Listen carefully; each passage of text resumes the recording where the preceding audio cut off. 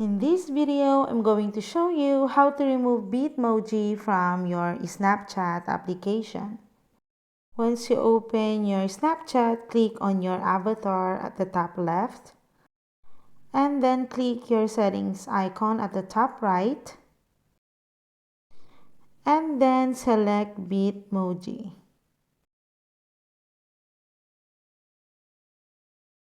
So in here, you have a lot of options like change your outfit, edit my Bitmoji, choose a selfie. But today, we are going to remove the Bitmoji. So we were going to click on unlink my Bitmoji.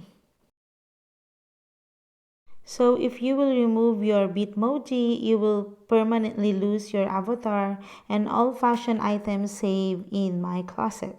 So just tap on remove. There you go. So you've successfully removed your Bitmoji from your Snapchat.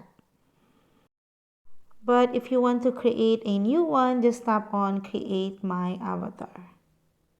And that's it guys. I hope you find this video helpful, and if you do, please don't forget to like and subscribe to my YouTube channel.